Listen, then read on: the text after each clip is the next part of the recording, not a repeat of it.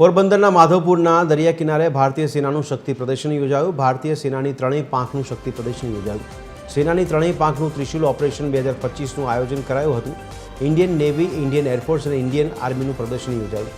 ભારતીય બનાવટની ship, tank, aircraft, MiG-29 અને જગુઆર જેવા આધુનિક ટેકનોલોજીવાળા સાધનોનો ઉપયોગ કર્યો। આધુનિક ડ્રોનની મદદથી જવાનો સુધી કેવી રીતે મદદ પહોંચી શકે તેનો ડેમો તેમજ દુશ્મન એરિયામાં ડ્રોન એટેક વગેરેના ડેમો કર્યા।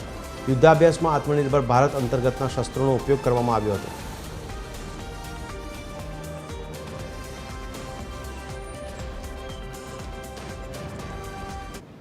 और इस एक्सरसाइज त्रिशूल के दौरान मैं ये बताना चाहूंगा कि जिस प्रकार का जॉइंटनेस, इंटीग्रेशन और इंटरऑपरेबिलिटी हम लोगों ने कायम की है, वो एक नया ही प्रतीक है।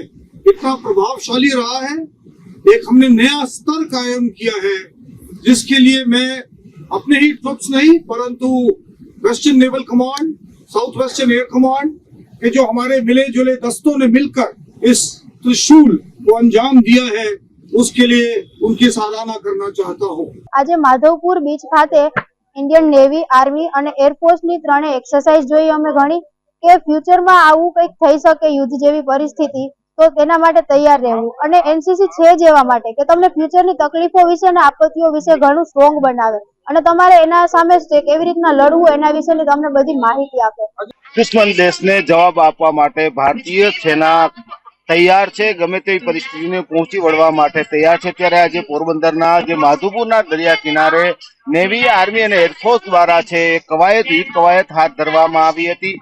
એમ્પેક્સ નામનું જે ઓપરેશન છે એ હાથ ધરવામાં આવ્યું હતું। એક જે એક્સરસાઇઝ છે કરવામાં આવી છે। આપ જોઈ શકો છો કે અત્યારે આ માધુપુરનો જે દરિયા કિનારો છે ત્યાં નેવી, આર્મી અને એરફોર્સના જવાનો છે અને આ ઉપરાંત લડાકુ જહાજો છે, લડાકુ વિમાનો છે, ટેન્ક છે અને જવાનોનો જે જુસ્સો છે અને જોમ અને જુસ્સો છે કે જે રીતની આ જે યુદ્ધ કવાયત છે, કોઈ પણ ઓપરેશન સિંદૂર બાદ ભારતીય સેના વધુ મજબૂત બને, દુશ્મન દેશને જવાબ આપી શકે તે માટેની આ એમ્પેક્સ નામની જે યુદ્ધ કવાયત છે માધુપુરના દરિયા કિનારે યોજવામાં આવી છે। અત્યારે જે ભારતીય સેનાનો જે જોમ અને જુસ્સો છે એ આપ જોઈ શકો છો।